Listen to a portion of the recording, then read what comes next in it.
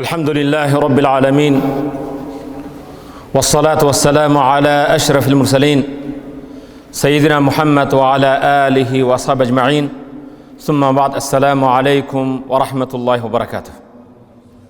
Alamды жаратқан Аллах Таала мақтау олар, Аллах Тааланың сүйікті пайғамбары Мұхаммад алейхиссаламға дуа саламдардан кейін урматтуу мусулман бир тууганым баарыңарга Аллах Тааланын тынчтыгын, рахматын, берекесин каалап саламдашам.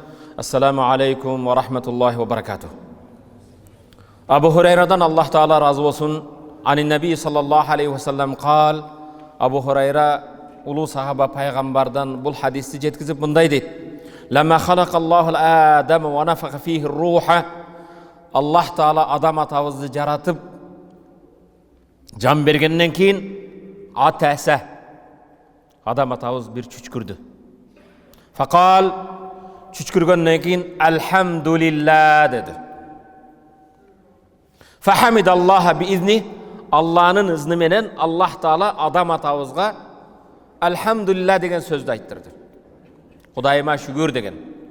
Фақала лаху раббуху, адам атабыз алхамдулилlah дегенден кийин жаратуучу Аллах Таала ярхамукаллах я Адам, о адам, Аллах сага мээримдүүлүк кылсын деди.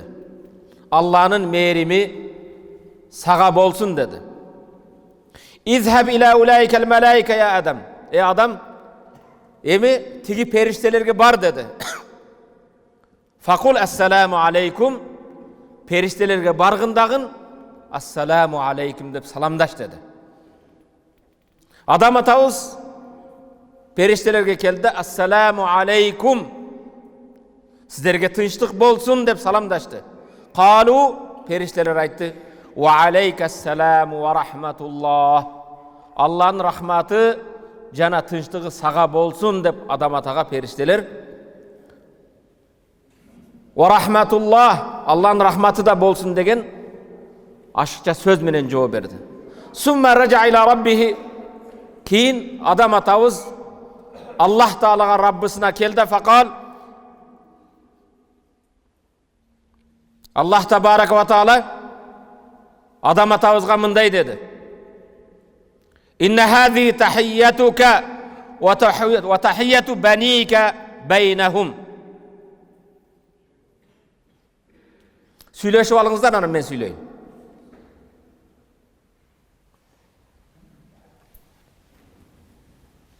Адам атабыз Аллах Тааланын асына келген кезде жараткан Аллах табарака ва таала, эй адам, бул ассаламу алейкум сенин жана сенден кийинки урпактарыңдын, балдарыңдын саламдашуусу деди. Адам атабыздын биринчи сүйлөгөн сөзү алхамдулилlah. Не экен? Алхамдулилlah. Адам атабызга Аллах биринчи үйрөткөн сөз ассаламу алейкум. Ассаламу алейкум. Инна хази тахиятука ва тахияту баника байнахум. Бул ассаламу алейкум сенин саламдашуың жана сенден кийинки балдарыңдын өз ара саламдашуусу ушул болот деди. Ассаламу алейкум бул ислам дининин, мусулмандардын саламдашуусу. Ассалам хия исм мин асмаилlah.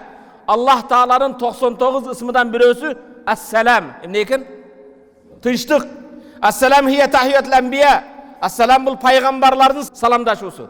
Вал малаика периштелердин саламдашуусу. Хия тарих сахли ла даруссалам. Тынчтык бейиши болгон, бейиштин бир аты ассалам. Ошо тынчтык бейишке алып бара турган эң жеңил жол не экен? Ассалам. Салам. Фала жанната. Бейиш да жок, иман да жок. Арабызда сый, урмат да болбойт, сүйүү да болбойт, эгер арабызда саламдашуу болбосо. Пайгамбарыбыз саллаллаху алейхи ва саллам мындай дейт, урматтуу мусулман бир тууганым. Валлази нафси бияди. Менин жаным колунда болгон Аллахка касам ичем. Мени жараткан Аллах Таалага ант болсун. Ла тадхулул жанната хатта ту'мину. Имандуу болмоюнча бейишке кире албайсыңар. Ва ла ту'мину хатта тахаббу. Имандуу да боло албайсыңар, бири-бириңди сыйлап, бири-бириңди сүйбөйүнчө, бири-бириңди урматтабайынча. Авала адуллукум ала шайин иза фаалтум тахаббтум. Кийин пайгамбар айтты. Бири-бириңди сүйө турган эң жакшы жолду, бири-бириңе сый урматты ойгото турган эң жакшы жолду үйрөтөйүнбү деди. Қалу бәле я Расулаллах. Алланың елшісі, үйретің. Қандай қылғанда бір-бірімізді сыйлаймыз? Қандай қылғанда мұсылмандардың арасында сүю пайда болады? Фақал афшу салама байнакум. Араңарда саламды жайғыла деді. Нен жаят екенбіз? Ассаламу алейкум. Ассаламу алейкум ва рахматуллахи ва баракату. Ассаламу алейкум. Салам жаю, саламдашу ең жақсы мұсылмандарға арасында сый урматты, сүйіні тарқатушы жол екен. Урматты мұсылман бір туған, бұл вақтылы дүние. Бұл вақтылы өте тұрған дүниеде Аллах Тааланың тартуларған бір ниматы бар екен. Ал бейіштен болған нимат екен. Ошол түбелік болған бейіштегі ниматтардан біреусі, урматты мұсылман бір туған, бұл дүниеде Аллах Құран-ы Кәрімде айтады: "Ва назана ма фи судурихим мин ғиллин ихванан ала сурин мутақабилин." Бейішке кірген кезде "Ва назана ма фи судурихим." Алардың жүрегіден алып салабыз дейді Аллах. Емнен алып салады? Мин ғиллин, көр албастықты, қызғануыны, жек көруіні, ала сурурим мутақабилин, бейіштегі жырғалда бұлар қуаныш менен бір-біріге жолыққанда көр албастық жоқ, жек көру жоқ. Дайым бір-бірін көрген кезде қуану болады екен. Ал бейіште бір-бірізді көрген кезде жердешім, мекендешім, мұсылман бір туғаным деп көр албастық қызғаныш жоқ болған нимат бейішті нимат екен. Бейіште жүректен жоқ болады екен, көр албастық жоқ, қызғану жоқ, жек көру жоқ, дұшманшылық жоқ. Ошол бейішті ниматтардан бұл дүниеде пайда қылам десеңіз, келіңіз урматты мұсылман бір туған, біреуге қызғанбаң, біреуге жек көру болбосын. Ассаламу алейкум, саламдашып, дайым қуанышта жүрің. Урматты мұсылман бір туған, афшу салама байнакум. Пайғамбар айтты, саламды жайғыла деді. Адам атауыздың бірінші салам екен. Саламды жайғыла бір туған болғыла. Саламды жайғыла мекендеш болғыла. Саламды жайғыла бөлінбестен ұлт-ұлтқа бөлінбейсін, ұруларға бөлінбейсін, трайбалист болбойсың. Келгіле, бейіштегі бір ниматтың, Аллах бейіште тартуылай тұрған бір ниматты бұл дүниеде дамдап көрейін десек, не қылбайды екенбіз? Қызғану жоқ, көр албастық жоқ, жек көру жоқ, ғибат жоқ, ушақ жоқ. Урматты мұсылман бір туған, ислам динimiz бізге саламдашуды милдет қылды. Шариаттың бір негіздерден біреусіне екен, мұсылманшылықтың аламат белгілерден саламдашу. Bir-birimizге не дейіз? Ассаламу алейкум, ва алейкум ассалам. Башқалардан өзгөчөбүз. Ассаламу алейкум жер жүзінің қайсы бұлың бұлчына барбағын мұсылмандардың аламат белгісі. Ассаламу алейкум деген бұл мұсылмандар жашайды екен дейді. Урматты мұсылман бір туған, салам айтқанға жөнле қойбостан ислам дини сооп береді. Жана мұсылмандың мұсылманға болған милдеттерден, мұсылмандың мұсылманға болған қарыздардан пайғамбар саллаллаху алейхи ва саллям айтады: мұсылмандың екінші мұсылманға милдеті ассаламу алейкум, салам айту, саламына алейк алу. Ем келгілі, ассалам деген мәнісі не? Не деген сөз? Ассалам тыныштық дедік, а? Мәні ассалам, ассалам бе мәні дуа. Ассаламу алейкум дегенді мәнісі мен сізге тыныштық қалайым деп дуа бергендік екен. Не екен? Екінші мұсылманға дуа екен. Неге деп дуа қылады? Ассаламу алейкум деген сөз Аллах сізді бардық апаттардан сақтасын. Ассаламу алейка деген сөз, урматты мұсылман бір туған, Аллах Таала сізді апаттан, қырсықтан сақтасын, орудан сақтасын, жинділіктен сақтасын, адамдардың жамандығынан сақтасын, күнөөлөрдөн сақтасын, жүрек оорулардан, көр албастык, кызганыч, мунафык, экижүздүүлүктөн сактасын. Кудай Таала сизди дозоктон сактасын деген ассаламу алейкум деген сөздүн ичинде ушул дуалар бар экен. Аллаху акбар. Динибиз кандай улуу бey? Мен сизге ассаламу алейкум дегеним ичинде ушунча дуалар бар экен. Сизге бейишти каалайм, дозоктон аманчылыкты каалайм, оорулардан сак болууңузду каалайм, душмандан Кудайым сактасын, асман жерден келген апаттан сактасын. Ошондой эле ассалам деген исм азим мин асмаиллахил хусна, Аллах Тааланын 99 кооз ысымдарынан бирөөсү экен. Ассалам деген сөз вахаза, мунун дагы бир мааниси. Ассаламу алейкум дегени ассалам сени көрүп турат. Хуа юрaqibукум. Камера карап турат эмес. Аллах сизди көзөмөлдөп турат. Ва яттали алейкум. Аллах сенин ибадатыңа, ички жүрөгүңө, ичкидеги ойлоруңа, кыймыл аракетиңди Аллах көзөмөлдөп турат. Ассаламу алейкум дегени бул бирөөгө насаат экен. Ассалам болгон Алладан корккун. Аллах сени көрүп турат. Balkim sen жетекчинен жашынасың, камерадан качасың. Бирок Аллах сени көзөмөлдөп турат. Урматтуу мусулман бир тууган, ассаламу алейкум деген сөз Аллахтын рахматы сизге түштү деген сөз. Аллахтын берекеси болду, аманчылыгы сизге болду деген сөз экен. Аллахтын аманчылыгы, Аллахтын берекеси сизге жаасын деген сөз экен. Ва хува тахиятул муъминин фил жанна. Иншалла Аллахым ушул бечитте кандай топтолгон болсок, бейишке кирүүнү насип кылсын. Бейишке киргенде жаннатылар мындай деген: "Ва тахиятухум фиха ассалам." Бейиштегилер да ассаламу алейкум деп салат. Тахият ахлил ислам фи дуния вал ахира. Мусулмандардын бул дүйнөдө жана ахиреттеги саламдашуусу эмне экен? Ассалам. Аллах табарак ва таала кереметтүү Кур'анда мындай дейт: "Аузу биллахи минаш шайтанир ражим. Ва иза хуййтум би тахиятин фахайю би ахсана минха أو ردوها إن الله كان على كل شيء حسيبا صدق الله العظيم وإذا حييتم بتحية قachon sizlerge biröөлөр салам айтса дейт. Эгер силерге birөөдөн салам келсе, birөө сиз менен саламдашса, фахайю би ахсана минха, анын саламыдан жакшыраак кылып алек алгыла дейт. Ал сизге ассаламу алейкум дедиби, сиз ассаламу алейкум ва рахматуллах дең. Ассаламу алейкум ва рахматуллах ва баракату дең. Эгер силерге бирөө салам айтса, саламынан жакшыраак кылып кайтаргыла. Ауруддуха, жок дегенде ва алейкумуссалам деп өзүгө жараша ошондой кайтаргыла. Биринчи жакшыраак кайтаргын, жакшыраак кылып кайтарууга кудуретиң жет болсо, жок дегенде ошончо. Инналлаха кана аля кулли шейин хасиба. Аллах ар бир нерсенин эсебин алуучу, эсептеп туруучу. Керек болсо саламыңдан соон аласың. Урматтуу мусулман бир тууган, пайгамбар саллаллаху алейхи ва салламдын эми бул жерде кыстырма. Бүгүн урматтуу мусулман бир тууган, биз мусулмандар ассаламу алейкум дейбиз. Сага тынчтык каалаймын, амандык каалаймын, кыянаттык каалабайм. Бирок ушундай улуу саламыбыз турса, Аллах Тааланын 99 ысымынан бир ысым турса, каяктагы эмелер менен үйрөнүп алдык. Привет. Нихо. Good morning, guten tag, ар түрдүү эмелер менен өзүнчө маданияттуу да. Буга сооп барбы?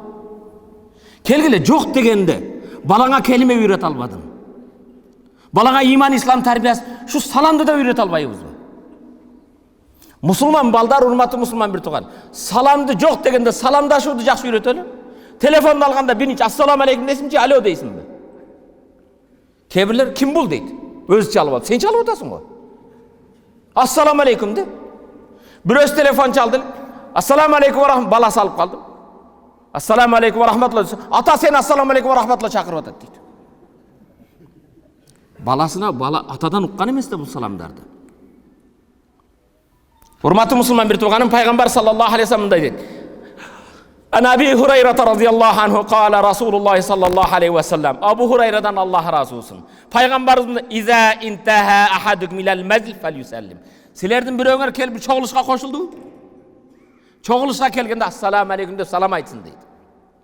Ва иза арадан якума, эгер ошо чогулуштан кетсе, туруп ажырап кетүүнү кал фалюсаллим, дагы салам айтсын. Ассаламу алейкум ва рахматуллах.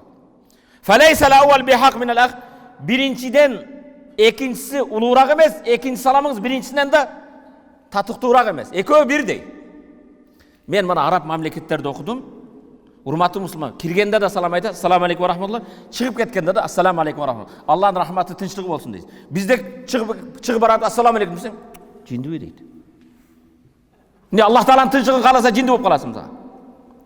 Сага дуа кылып атса, Аллахтын саламын айтып жатса, тынчтык каалап жатса, амандык каалап атса жаманбы?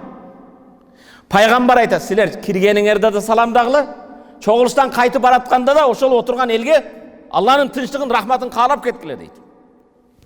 Абу Хурайрадан Аллах да разы болсун, пайгамбар анна Расул саллаллаху алейхи ва саллям хаккул муслим алал муслим ситтун. Бир мусулмандын экинчи мусулманга 6 милдети бар экен. Бир мусулмандын 6 милдети, экинчи мусулмандын 6 укугу бар экен бири-бирибизге. Менин силерге болгон милдетим, силердин мага болгон укугуңар. Алар кайсы десе? 6 биринчи. Иза лaqитаху фасаллим. Жолуктуңбу? Ассаламу алейкум. Мусулманбы? Не дейт экенбиз? Не дейсиз? Салам алейкум, жакшысыңарбы дейсиңби? Доброе утро дейсің бе? Сабахал хейр дейсің бе? Не дейді екенбіз? Ассаламу алейкум. Ва иза даака фаажибу. Мұсылман сені шақырды сыйлап үйіне. Қонаққа шақырса жауап бер. Шақырғына жауап бер. Ва иза истансахака фансах. Сенен насат сұраса насатыңды айт. Егер ар насат айтса, анын насатын қабыл қыл. Сен кім едің деп. Кейбіреулер айтады, ученый научи деп қойды. Сен урматты мұсылман насат айтып отабы, қабыл алғын. Мұсылманның милдеті. Ва иза атаса чүчкіргенде мұсылман альхамдулилля десе сен фасаммитху деген ярхамукалла, Аллахның рахматы мейірі болсын деген. Ва иза марида фаудху. Орып қалса барып қабар ал. Ооруканада үйде барып қабар алғанда башынан қармап асаллаху азим раббал аршил азим ан яшфияк. Улу арштың иесі болған улу Аллах Тааланы сұранарым, Құдайым саңа шипа берсін. Құда қаласа жақсы болып кетесің. Көңілін ал. Ва иза мата, егер бір мұсылман өліп қалса фаттабиху, жаназасына қатыш. Ақырғы сапарына ұзат. Урматты мұсылман бір туған, мұсылмандың екінші мұсылманға 6 милдет екен. Ошы 6 милдеттерден бір өзіне тоқталғым келеді. Бүгін чоң әлі ұшы мешітке келіп жүрген, машалла, мұсылманшылықта жақсы жүрген, кейде даватта жүрген, же исламда жүрген, машалла, чүчкірсе алхамдулилля дегенді білбейді. Ақчүш дейді. Мен 50-ден өтіп қалдым, ақчүш деген мәнісін білбеймін мен. Не деген сөз ал? Білген бір осы айтсын, ақчүш дейді. Не дейді екенбіз? Алхамдулилля. Bir ata balasını oşan terbiye kılıp durup, balam çüşkürgen adam alhamdülillah deş gerek. Alhamdülillah dese sen ne deyip cevap veresin? Yarhamukallah. Allah'ın meyri, rahmeti sağa oldu. Allah'ın meyri boğan için canağı sen çüşkürgen kezde mikroplar başkalar çıkıp ketti, meyine ketken yok degen söz. Bir jaş bala aksakaldın çüşkürgen karasa alhamdülillah deyip eken de. Kaçan alhamdülillah dese, артынан yarhamukallah deyinde bir şey varsa hiç alhamdülillah deyitmiş. Anan toxtup, siz musulmansınız mı dese, alhamdülillah musulmanmın dese, yarhamukallah deyip qaytып ketdi. Hurmatlı musulman, emin bundan keyin жоқ degende menin mauizamды uqqan, menin jamaatıma kelgen, menin musulman bir tuğandarım, paygambarın suyuktüleri, çüşkürgende ne deyiz? Alhamdülillah, uqqandar, yarhamukallah, yarhamukallah. Ақчүш деген жоқ. Буддиздаров деген жоқ. Не дейіз әмі? Анан башқаларына өзімізді ұлы... Бұл адам атамыздың бірінші емес екен. Адам атамызға Аллах Тағала жауап беріптір. Пайғамбарымыз саллаллаху алейхи ва саллям Мәдина Мұнаввараға келді. Пайғамбар қай келді? 10 жыл Меккеде үгіт насихат қылды. Меккеде пайғамбарға мушриктер қарсы шықты. Пайғамбарды 13 жылдан кейін Меккеден қуып шықтылар. Пайғамбар Мәдина Мұнаввараға келген кезде Расулла Мәдинаға келе жаттыр. Пайғамбар Мәдина ал кезде аты Ясрип еді. Абдулла ибн Салам деген бұл Яхуди. Абдулла ибн Салам. Саламдың баласы Абдулла. Ал кезде бұл еврей. Яхуди динini қармаған алымдардан бірісі. Пайғамбар Мәдинаға келген кезде инжафаленнас қибала, адамдар пайғамбар тарапқа чұрқады дейді. Қызықты да пайғамбар Расулла келаттыр деп елдер келатты. Qad qadima Rasulullah sallallahu aleyhi ve sellem. Qad qadima Rasulullah sallallahu aleyhi ve sellem. Allah'ın elçisi peygamber geldi deyip çurqadı deydi. Fajitu fin nas li anzura. Men de adamlar menen oşo Muhammed aleyhisselamды көргөнү келдим deydi. Bu evrey Abdullah ibn Salam. Men de көргөнү келдим. Falamma tabayyantu wajhahu ariftu anna wajha laysa biwajhi kazzab. El menen kelip turup paygambardын жүзүнө мындай карасам, бул жүз, бул бет қалпайта тұрған, жалған сөйле тұрған жүз емес екен. Білдім дейді. Жүзінен пайғамбарлығы көрініп тұрды. Бұл жүз қалпайтпай тұрған жүз. Факана ауал шей сами'туху. Кейін пайғамбар ел жиылған кезде пайғамбардан мен бірінші ушул сөзді ұқтым дейді. Келгіле. Пайғамбардың бірінші Мадина еліге қайырылған қайырлы не деген сөз. Келгіле бизнес қылабыз деді бі. Ортаға ақшадан таштағыла деді бі.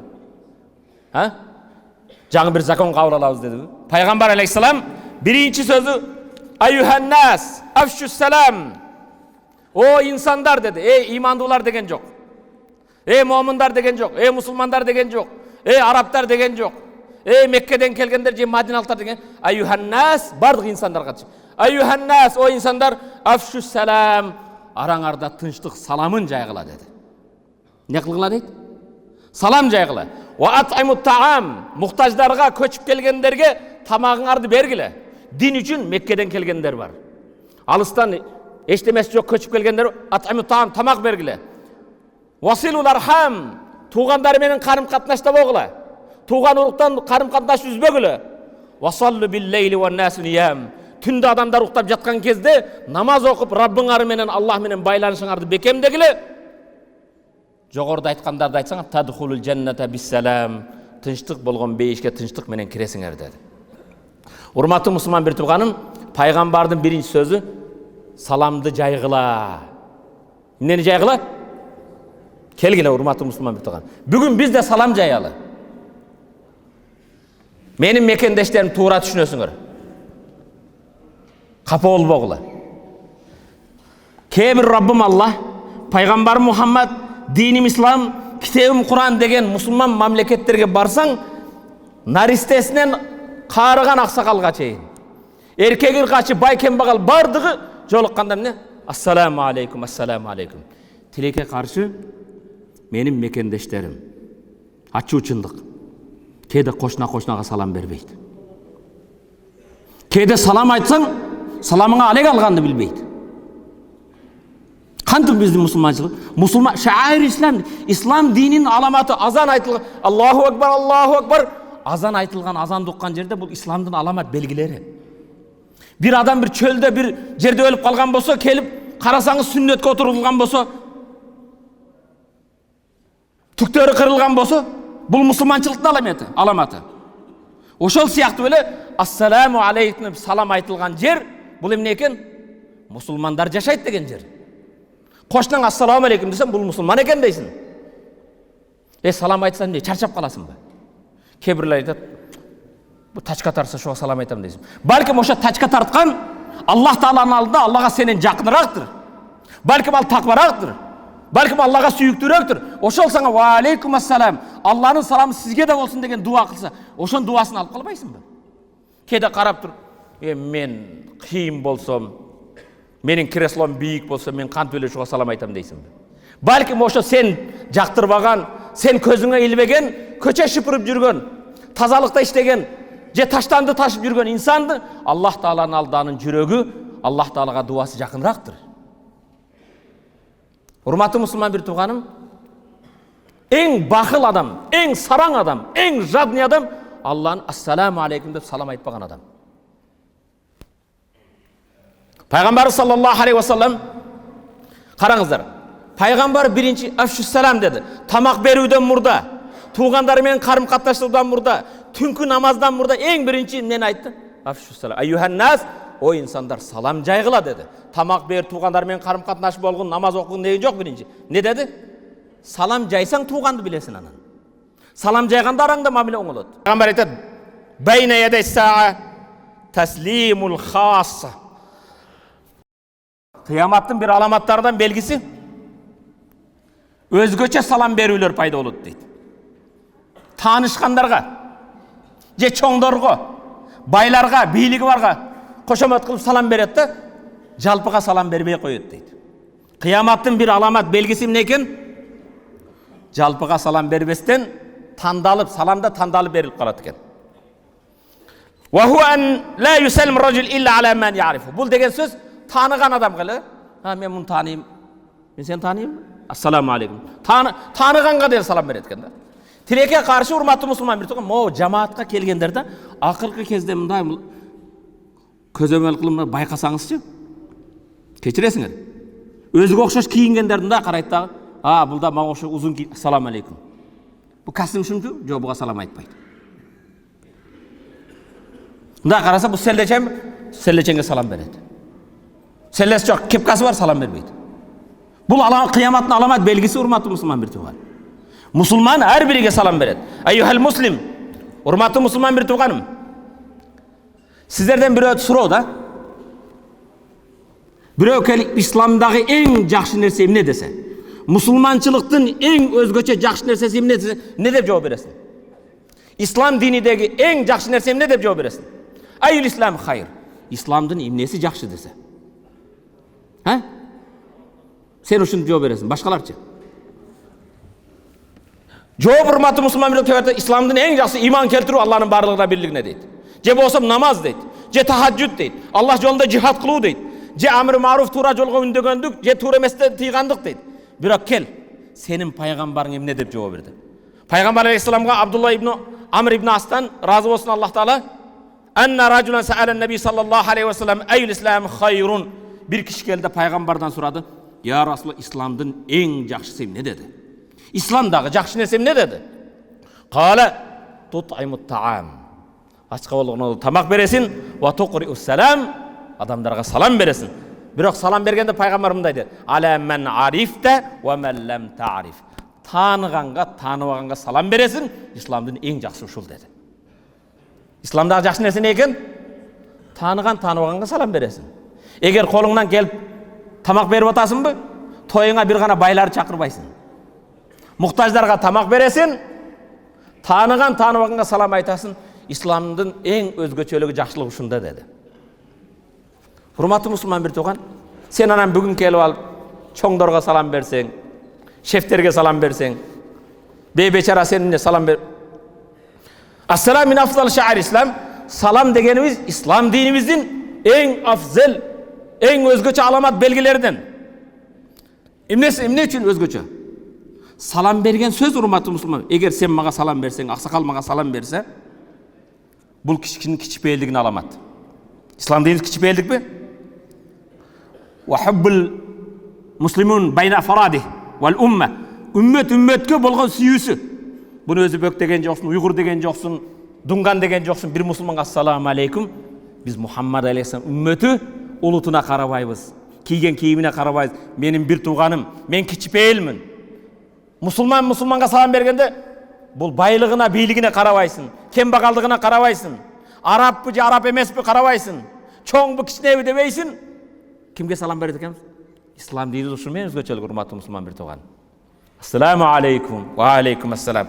Hazreti Anas İbn Malik'ten Allah Teala razı olsun. Anna Rasul sallallahu aleyhi ve sellem marra ala gilmanin.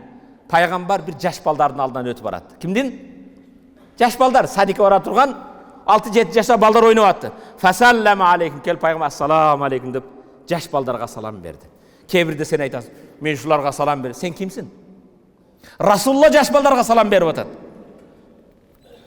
Emi elestetkin, siz aksakal, sen bir deputatsın bu.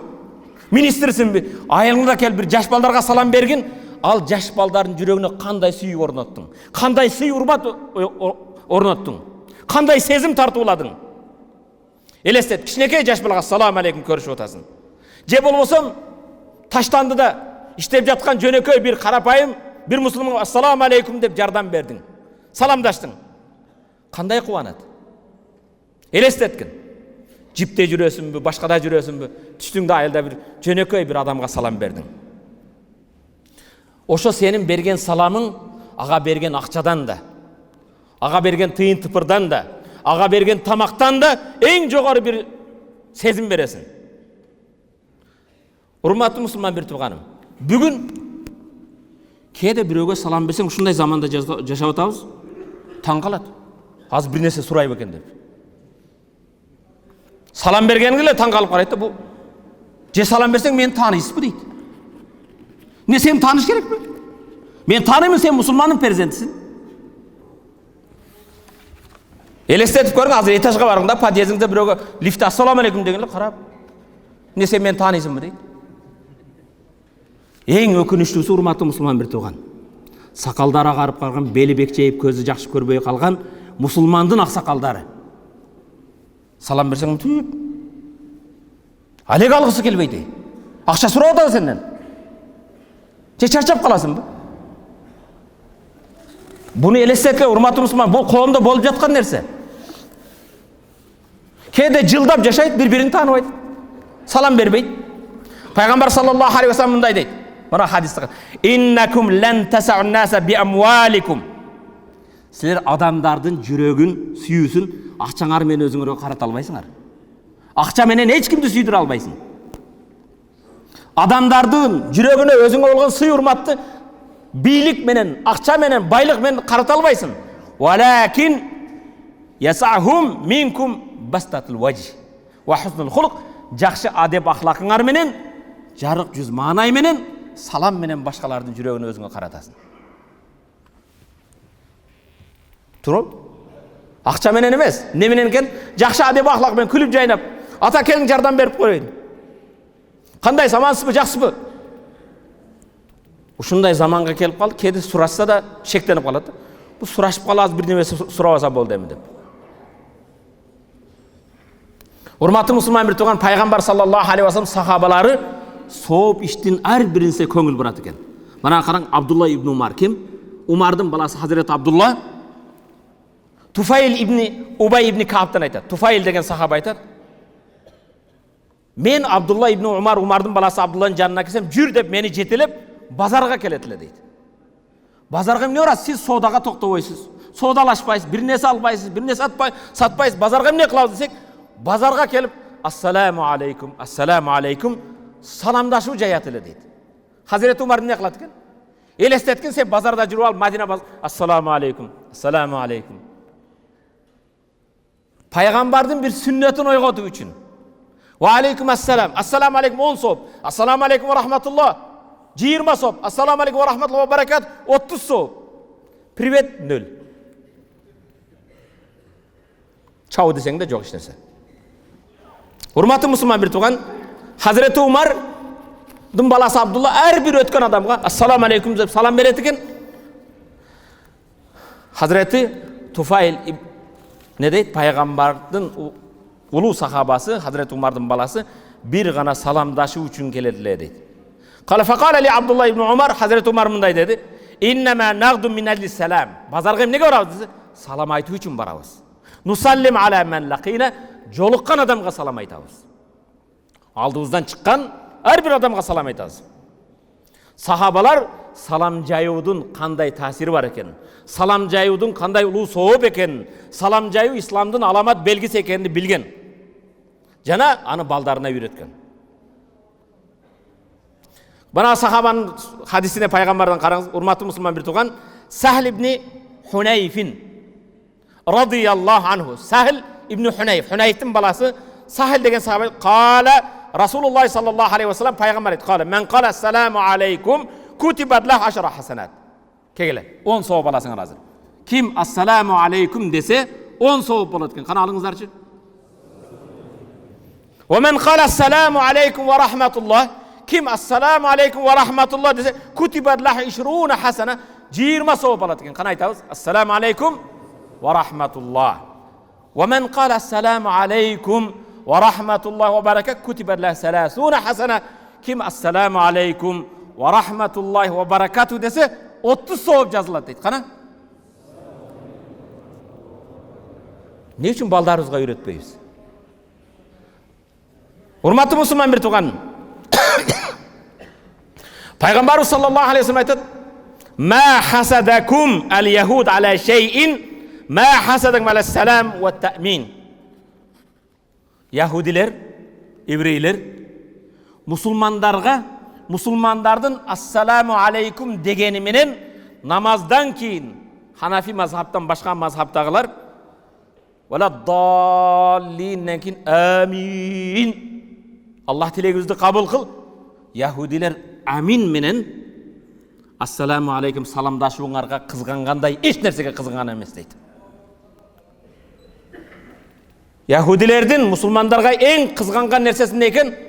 Мусулмандардын ассаламу алейкум. Бул дуа Аллахнын тынчтыгын, рахматын каалаган саламдашуусу жана амин деген сөзгө кызгангандай эч нерсеге кызганган эмес дейт.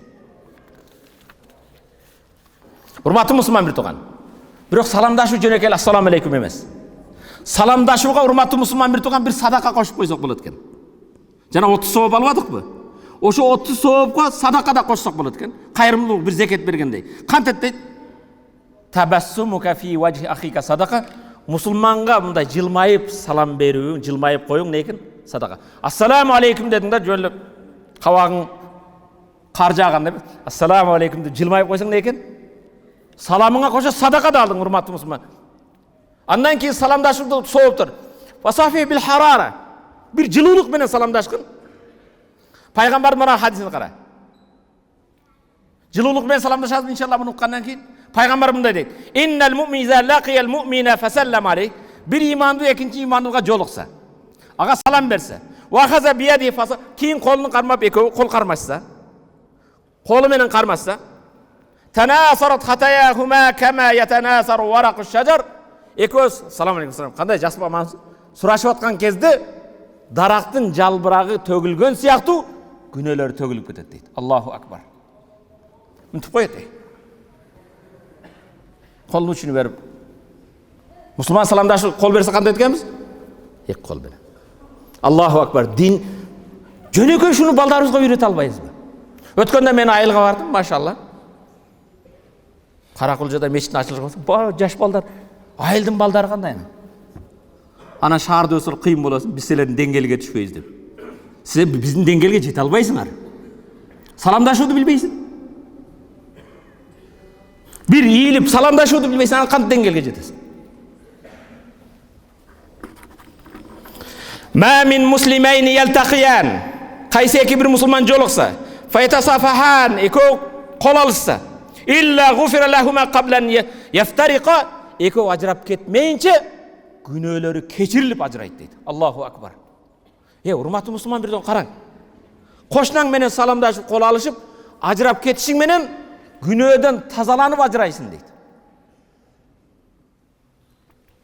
Субханаллах. Динибиз кандай улуу дин.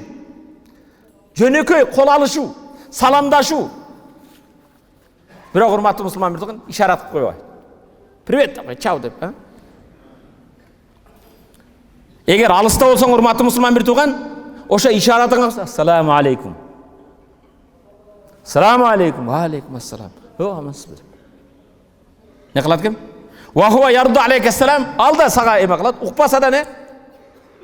Жөнү ишаратка нени кошот экенбиz ичибизде? Кала алейхиссалат, пайгамбар айтты: "Ла тусаллиму таслимал яхуд ва насара." Пайгамбар айтат, христиандар сыяктуу, яхудилер сыяктуу саламдашпагыла. Фа инна таслимахум, христиандардын, яхудилердин саламдашуу бил акуффи, кол менен дейт. Ва руус, же баш менен. Ва ишара, же бир ишарат менен. Коё кандай кылат эми? Түрдүү ишараттар бар да.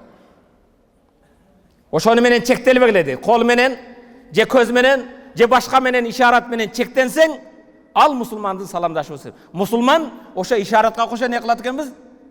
Ассаламу алейкум ва рахматуллахи ва баракату. Айылдарга ассаламу алейкум дейт. Шуну да туура айта албайсыңарбы?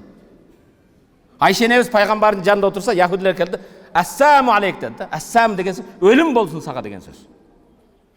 Пайгамбар айтса, ва алейкум ассалам, силерге да өлүм болсун дедилер. Айша энебиз пайгамбардын айтканын түшүнбөдү дагы, яхудилерди каргап, налат айтып, акарат айтып баштады. Пайгамбар: "Я Айша, сабыр кыл, не болду?" десе, "Укпадыңызбы эмне деп? Ассаламу алейк, сага өлүм болсун" дедилер. "А мен укпадымбы?" дедим. "Ва алейкум, силерге да ошондой болсун дебедимби?" деди. Урматтуу мусулман, бир муну айтайын дегеним, саламды салам алейк деген сөз жок. Не деп? Салам алейк жок. Ассаламу алейкум. Саламды жок дегенде балдарыбызга кегиле. Эми бул мен Курандан бир аятты үргөткүлө деп аткан жокмун го. Шу саламды үйрөтө албасак. Эми салам айтуудун да адептери бар. Юса пайгамбардан Абу Хурайра радиаллаху таала анху жеткизет да, юсаллимус сагир аль кабир. Эй, кичинелер, чоңдорго силер биринчи салам айтасыңар. Кичикейлер кимге айтат экен? Чоңдорго салам айтат. Вал мар алал qaid, өтүп бараткан адам отургандарга салам берет. Вал қалил алака, аз жамаат, көп жамаатка салам берет. Эмне үчүн машинада бараткан, атта баратасың, жөө бараткан ким салам айтат? Машинада бараткан адам салам айтат. Теке бирлемесе мен монт кычырап кет. Жок. Сен кичип элдиңди ойготуп, жөө баратканга сен салам айтасың. Унадасыңбы, аттасыңбы, жылкыдасыңбы, же төөдөсүңбү, сен биринчи салам айтасың. Урматтуу мусулман бир тууганым, маселе дагы узагыраак эле, маселени акырына жетпей калат экен. Бирок, урматтуу мусулман бир тууган, ассалам деген сөз сага тынчтык каалайм, амандык каалайм. Алланын тынчтыгы болсун. Аллах сени оорудан сактасын, апаттардан сактасын, кырсыктан сактасын деп атабыз, а? Бирок саламды айткандан кийин саламдын артындагы амалыбыз болбосочу. Ассаламу алейкум деп туруп, жалғаннан құрдомат менен жазып берсек, ассаламу алейкум деп тұрып тараздан алдап жатсақ, ассаламу алейкум деп анақын жеп жатсақ, ассаламу алейкум деп ғибат қылып етін жеп жатсақ, ассаламу алейкум деп ушақ қылып жатсақ, ассаламу алейкум деп соцсеттерде аны шерменде қылып жатсақ, анда сенің саламың қайда? Сенің саламға амал қылған жоқсың. Өзің айтып жатқан ассалам Аллах Таала көзөмөлдөп тұрады деген 99 исмиға иман келтірген Аллах Таалаға сен қарсы іш қылып жатасың. Саламдың негізгі мағызы не екен? Ассаламу алейкум. Көрішкен жолыққан адамға ассаламу алейкум дегені, базарға бардыңыз, ассаламу алейкум деді, мен тараздан алдабаймын, сіздің ақыңызды жебеймін, сізді ғибат қылбаймын, сізге жамандық қылбаймын дегенле сөз бұл. Анан жұмыс ассаламу алейкум дейсің да кіргеннен кейін ептеп аны құрдомат менен жала менен жауып башқа қылсаң, дубинканы көтеріп тұрсаң, анда сенің саламыңдың ешбір пайдасы жоқ. Урматтуу мусулман бир тууганым, вахия тахият ахлил жанна. Бейишке киргендердин саламдашуусу да ушул экен. Даъвахум фиха субханак аллахумма ва тахиятун фиха саламун ва ахиру даъвахум анил хамдулиллахи раббил аламин. Алар бейишке о жараткан Аллах, биз сени арулайбыз. Кемчиликтен таза билебиз. Саламдашуулары жаннатлардын саламдашуулары ассалам, тынчтык болот. Урматтуу мусулман бир тууганым, бир сөз менен сабагымды аяктайын, кийин жетишпей калат окшойм. Абдулла ибн Аббас деген сахаба айтат. Пайгамбардын улуу сахабасы, арба ла aqdir ala mukafan. 4 нерсени, 4 кылынган жакшылыктын кайтара албайм, акын бере албайм дейт. 4 нерседин кадыр баркына жете албаймын дейт. Кайсы 4 нерсе десе, биринчи, ражулун бадa'ani bis-salam, менден мурда мага салам берген адамдын сыйлыгын, кадыр баркын мен кадыр бартай билбеймин. Мага Аллахтын тынчтыгын, рахматын карап дуа кылды. Менен алдын салам айткан адамдын жакшылыгын жакшылык менен кайтара албайм дейт. Экинчиси, ва ражулун вас'али фил majlis, көңүл бур. Экинчиси, экинчи мен кадыр бартай албан, акыны кайтара албаган адам чогулушта мага жай бошотуп мага берген. Майытта отурганыңызда жылып бирөөгө жай бердиңизби? Бул эң улуу сооптордон экен. Салам айткан сыяктуу. Экинчи мен кадыр бартай албаган, акыны кайтара албаган адам бир чогулушта мага жай бошотуп мени ошо чогулушка кошкон адам. Үчүнчүсү, ражулун агбарат кадама фил маши фи хажат. Үчүнчү, кадамын чаңкылып менин бир кажетиме жардам берем деп чуркап жүргөн адамдын кадыр баркын, сыйлыгын кайтара албаймын. Төртүнчүсү, анын сыйлыгын Кудай берсин деп дуа кылам, мен бенде төртүнчүнүн сыйлыгын кайтара албайм дейт. Ал ким десе, бир адам муктаж болуп калды дагы эч кимди таппастан муктаждыгын менден сурап келди. Аллах Таала ошол бенденин кажетін жоюға ал улуу соопту мага тартуулады Аллах дейт. Аллах Таала ал адамдын сыйын өзү берсин дейт. Жараткан Аллах табарак ва таала баарыбыз угуучу бендерден кысын уккан аят хадиске амал кылып насип этсин. Аллахумма гфир лана зунубана ва каффир анна сайyi'atina ва таваффана мa'ал абрар bi rahmatika ya arhamar rahimin.